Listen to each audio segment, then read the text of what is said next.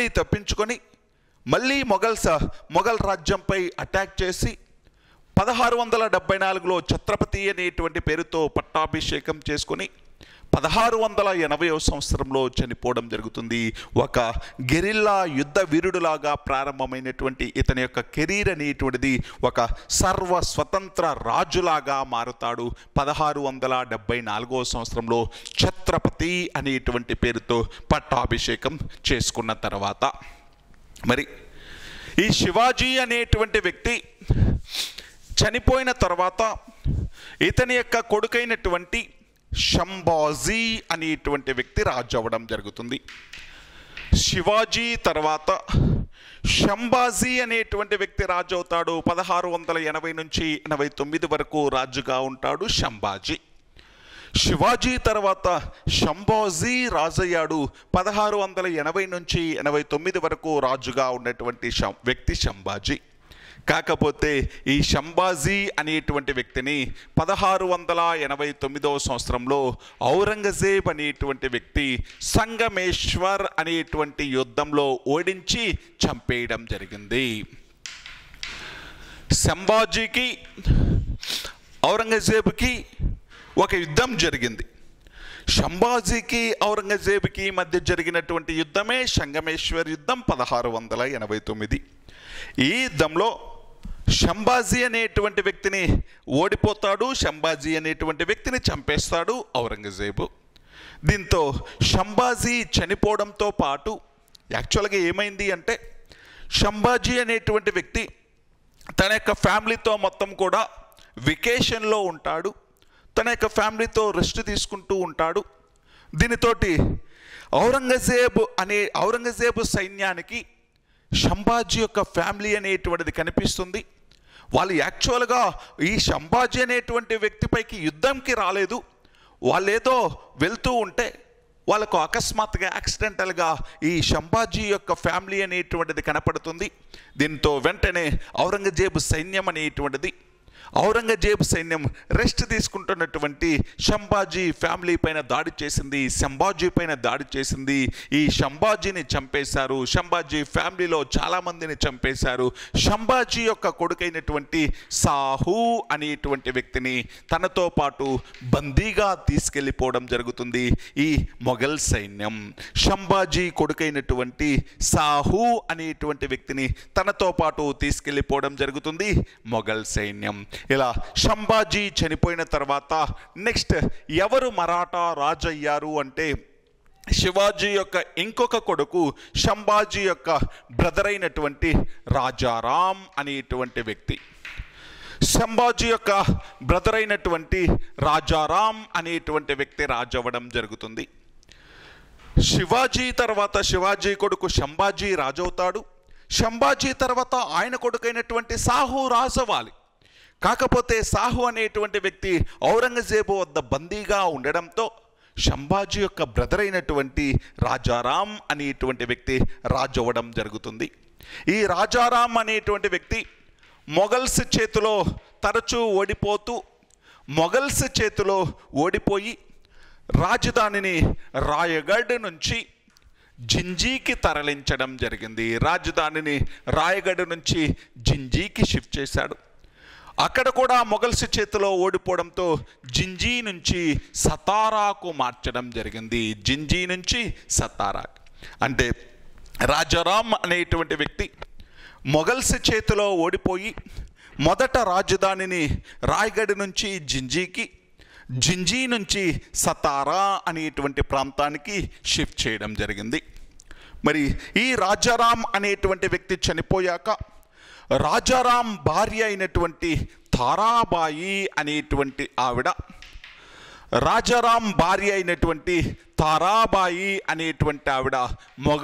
ఈ మరాఠా సింహాసనాన్ని అధిష్ఠించి తారాబాయి రాజారాం భార్య ఈవిడ ఈ మరాఠా సింహాసనాన్ని అధిష్ఠించి ఈవిడ పరిపాలించడం స్టార్ట్ అయింది.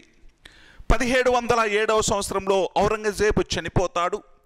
1707వ సంవత్సరంలో ఔరంగజేబు చనిపోయిన తర్వాత రాజైనటువంటి మొఘల్ బహదూర్ షా వన్ అనేటువంటి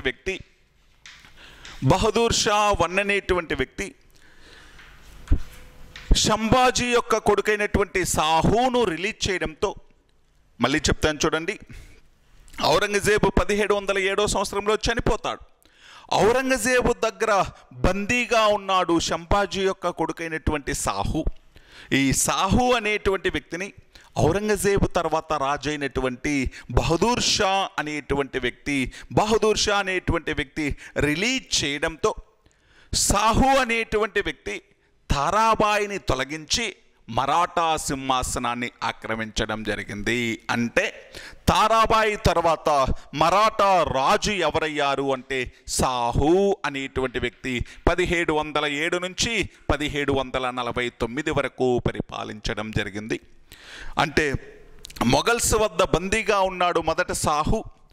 ఔరంగజేబు తర్వాత వచ్చినటువంటి మొఘల్ రాజు బహదూర్ షా వన్ అనేటువంటి వ్యక్తి సాహును రిలీజ్ చేయడంతో తారాబాయిని తొలగించి ఈ మరాఠా రాజ్యాన్ని ఆక్రమించుకోవడం జరుగుతుంది. మరాఠా రాజుగా మారాడు సాహు అనేటువంటి వ్యక్తి. ఈ సాహు 1707 నుంచి 1749 వరకు పరిపాలించడం జరిగింది. ఈ సాహు అనేటువంటి వ్యక్తి పరిపాలించేటువంటి సమయంలో పరిపాలనలో ప్రధాన పాత్ర పోషించినటువంటి వాళ్ళు పీష్వాలు అనేటువంటి వాళ్ళు. సాహు అనేటువంటి వ్యక్తి పరిపాలించేటప్పుడు పరిపాలనలో రాజు అనేటువంటి వ్యక్తి నామమాత్రంగా ఉండేటువంటి వాడు. పరిపాలన మొత్తం కూడా పీష్వాల యొక్క కంట్రోల్లో ఉండేది. రాజు మాత్రం కేవలం పేరుకు మాత్రమే రాజు, పరిపాలన మొత్తం పీష్వాల చేతుల్లో ఉండేది.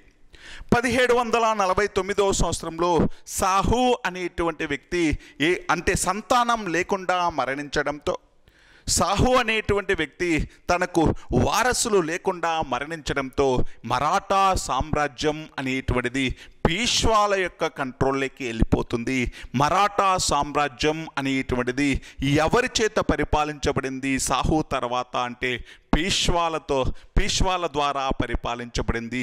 ఈ పీష్వాల కాలంలో మరాఠా సామ్రాజ్యం అత్యున్నత దశకు చేరుకుంది. అదేవిధంగా పీష్వాల కాలంలోనే బ్రిటిష్ వాళ్ళ చేతిలో ఓడిపోయి 3 ఆంగ్లో మరాఠా యుద్ధాల ద్వారా బ్రిటిష్ వాళ్ళ చేతిలో ఓడిపోయి బ్రిటిష్ సామ్రాజ్యంలో భాగమైపోయింది మరాఠా సామ్రాజ్యం అనేటువంటిది. ఇది మరాఠా సామ్రాజ్యం, దాన్ని పరిపాలించినటువంటి రాజులు శివాజీ, ఆయన తర్వాత ఆయన కొడుకైనటువంటి సంభాజీ, ఆయన తర్వాత సంభాజీ యొక్క బ్రదర్ అయినటువంటి రాజారాం, ఈ రాజారాం తర్వాత రాజారాం యొక్క భార్య అయినటువంటి తారాబాయి. ఇది వీళ్ళ యొక్క పొలిటికల్ అడ్మినిస్ట్రేషన్, రాజకీయమైనటువంటి పరిపాలన, వీళ్ళ యొక్క రాజకీయ చరిత్ర అనేటువంటిది. మరి శివాజీ యొక్క పరిపాలన అనేటువంటిది ఎలా జరిగింది, అడ్మినిస్ట్రేషన్ అనేటువంటిది ఎలా జరిగింది, పరిపాలన అనేటువంటిది ఎలా జరిగింది అనేటువంటిది ఒకసారి చూద్దాం. శివాజీ అనేటువంటి వ్యక్తి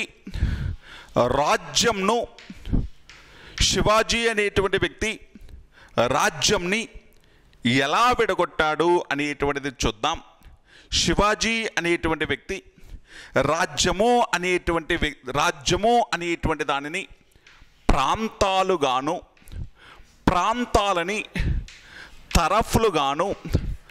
తరఫులని గ్రామాలుగాను విడగొట్టడం జరిగింది. ఈ శివాజీ పరిపాలనకి ఈజీగా ఉండడం కోసమని చెప్పేసి రాజ్యంను ప్రాంతాలుగాను, ప్రాంతంను తరఫులుగాను, తరఫులని గ్రామాలుగాను విడగొట్టడం జరిగింది. రాజ్యానికి హెడ్ రాజు, ప్రాంతము అనేటువంటి దానికి హెడ్గా ఎవరుండేటువంటి వాళ్ళు అంటే ముఖ్య దేశాధికారి. ప్రాంతానికి హెడ్ ఎవరు అంటే ముఖ్య దేశాధికారి. తరఫులకు హెడ్ తరఫ్దార్. తరఫులకు హెడ్ ఎవరు అంటే తరఫ్దార్. గ్రామము అనేటువంటి దానికి 2 అధికారులు ఉన్నారు, వాళ్ళు పాటిల్ మరియు కులకర్ణి అనేటువంటి వాళ్ళు గ్రామానికి హెడ్గా ఉన్నారు. అంటే రాజ్యాన్ని పరిపాలనా సౌలభ్యం కోసం ప్రాంతాలుగా ప్రాంతాలని తరఫులని గ్రామాలుగా విడగొట్టడం జరిగింది. ప్రాంతానికి హెడ్ ముఖ్య దేశాధికారి, తరఫులకు హెడ్ తరఫుదార్, మరియు గ్రామానికి హెడ్ ఎవరు అంటే పాటిల్ మరియు కులకర్ణి అనేటువంటి వాళ్ళు. ఈ శివాజీ అనేటువంటి వ్యక్తికి పరిపాలనలో సహాయం చేయడం కోసం ఒక మంత్రి మండలి అనేటువంటిది ఉండేది. శివాజీ యొక్క మంత్రివర్గాన్ని ఏమని పిలుస్తారు అంటే అష్టప్రధానులు అని పిలవడం జరిగింది. శివాజీ యొక్క మంత్రివర్గాన్ని ఏమని పిలుస్తారు అంటే అష్టప్రధానులు అని పిలవడం జరిగింది. శివాజీ యొక్క మంత్రివర్గం అష్టప్రధానులు చాలా చాలా ఇంపార్టెంట్ అండి. అష్టప్రధానులు అనేటువంటి మంత్రివర్గం ఎవరిది అంటే శివాజీది.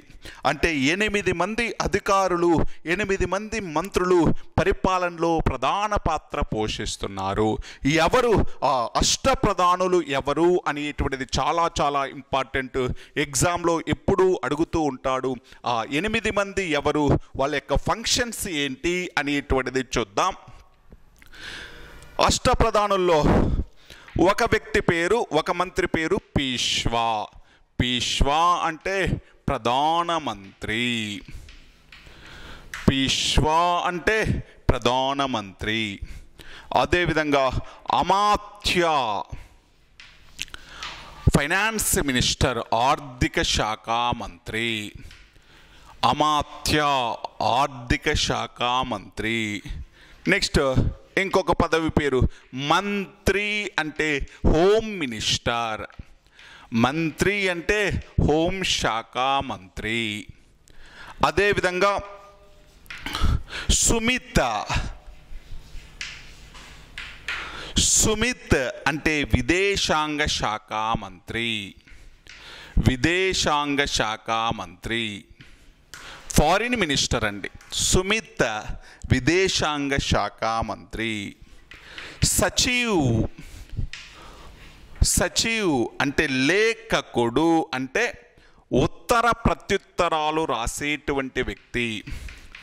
ఉత్తర ప్రత్యుత్తరాలు రాసేటువంటి వ్యక్తి అంటే పక్క రాజ్యాల వాళ్ళకు లెటర్స్ రాయడం, వాళ్ళ నుంచి వచ్చినటువంటి లెటర్స్కి రిప్లై ఇవ్వడం అనేటువంటిది. ఉత్తర ప్రత్యుత్తరాలు రాసేటువంటి వ్యక్తి సచివ్ అనేటువంటి వ్యక్తి.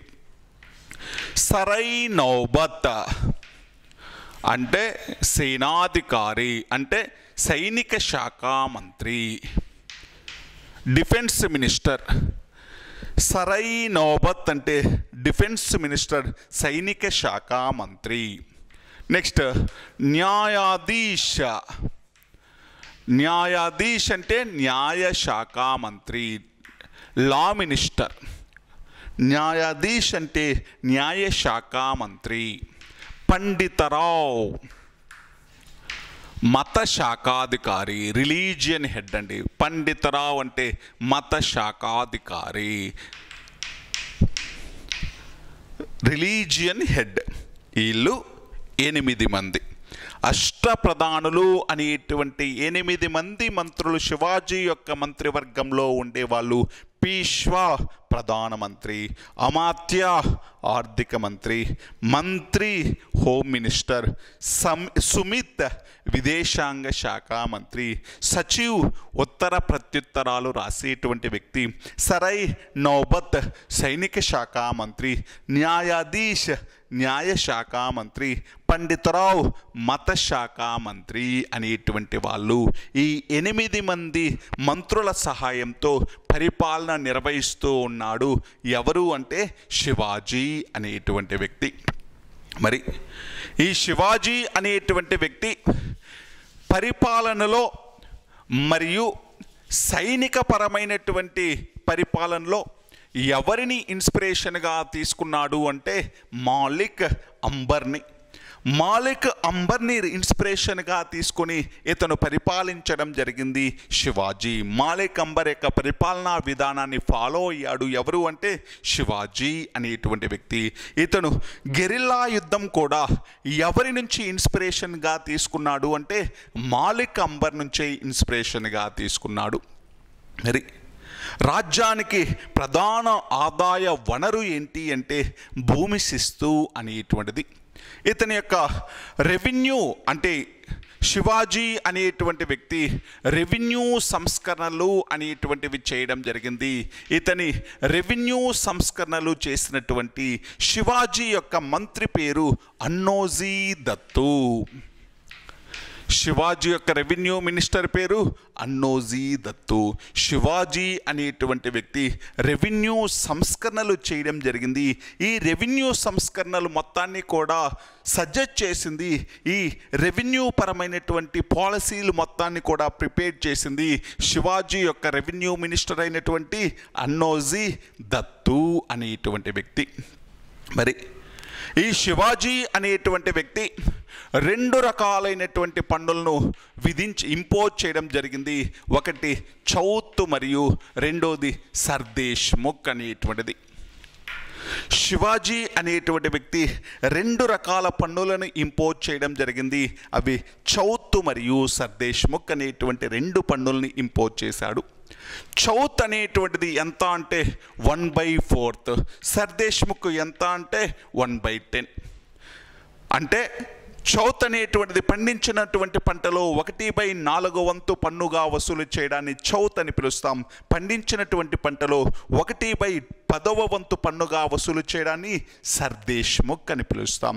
చౌత్ అనేటువంటిది ఎవరిపైన ఇంపోజ్ చేస్తారు అంటే తన రాజ్యానికి సరిహద్దు రాజ్యాలపైన, బార్డర్ రాజ్యాలపైన, సరిహద్దు రాజ్యాలపైన ఇంపోజ్ చేసేటువంటి ట్యాక్స్ చౌత్. అంటే తన రాజ్యంలో ఉండేటువంటి ప్రజలపైన కాదు, తన యొక్క సరిహద్దు రాజ్యాలలో ఉండేటువంటి ప్రజలపైన ఇంపోజ్ చేయడం జరుగుతుంది చౌత్ అనేటువంటి ట్యాక్స్. ఎందుకని అంటే మరాఠా సైన్యం సరిహద్దు రాజ్యాలపైన దాడి చేయకుండా ఉండడం కోసం ఈ శివాజీ సైన్యం సరిహద్దు రాజ్యాలపైన దాడి చేయకుండా ఉండడం కోసం ఆ సరిహద్దు రాజ్యాల ప్రజలు మరాఠా సైన్యానికి, శివాజీకి కొంత ట్యాక్స్ పే చేసేటువంటి వాళ్ళు. దానిని చౌత్ అని పిలుస్తాం. ఇది సరిహద్దు రాజ్యాల ప్రజల నుంచి వాళ్ళపై దాడి చేయకుండా ఉండడం కోసం 1/4 వంతును ట్యాక్స్గా ఇంపోజ్ చేయడం జరుగుతుంది. సర్దేశ్ముఖ్ అనేటువంటిది తన రాజ్యంలోని ప్రజలపైన, తన యొక్క రాజ్యంలోని ప్రజల నుంచి వసూలు చేస్తాడు. సర్దేశ్ముఖ్ అనేటువంటిది ఎంత వసూలు చేస్తాడు అంటే 1/10 వంతు మందు. చౌత్ అంటే పక్క రాజ్యాలలో ఉండేటువంటి ప్రజలపైన వసూలు చేసేటువంటి ట్యాక్సు 1/4 వంతు. సర్దేశ్ముఖ్ అంటే తన రాజ్యంలో ఉండేటువంటి ప్రజలపైన వసూలు చేసేటువంటి ట్యాక్సు ఇది ఎంత అంటే 1/10 వంతు మంది. ఇలా శివాజీ అనేటువంటి వ్యక్తి పరిపాలన అనేటువంటిది చేసేటువంటి వాడు. ఈ పరిపాలన అనేటువంటిది ఎవరి యొక్క పరిపాలన పోలి ఉంటుంది అంటే కొంచెం అహ్మద్నగర్ ప్రధాని అయినటువంటి మాలిక్ అంబర్ పరిపాలనా విధానాన్ని పోలి ఉంటుంది. మాలిక్ అంబర్ నుంచే గెరిల్లా యుద్ధ విద్యలు అనేటువంటివి నేర్చుకోవడం, అంటే గెరిల్లా యుద్ధ విద్యలు అనేటువంటివి ఇన్స్పిరేషన్గా తీసుకున్నాడు శివాజీ అనేటువంటి వ్యక్తి. ఇది ఎవరికి సంబంధించింది అంటే మరాఠా సామ్రాజ్యానికి సంబంధించింది. శివాజీ అనేటువంటి వ్యక్తికి సంబంధించింది. ఖచ్చితంగా 1 మార్క్ అనేటువంటిది అడగడానికి అవకాశం ఉన్నటువంటి టాపిక్ ఈ మరాఠా సామ్రాజ్యము, శివాజీ అనేటువంటి టాపిక్.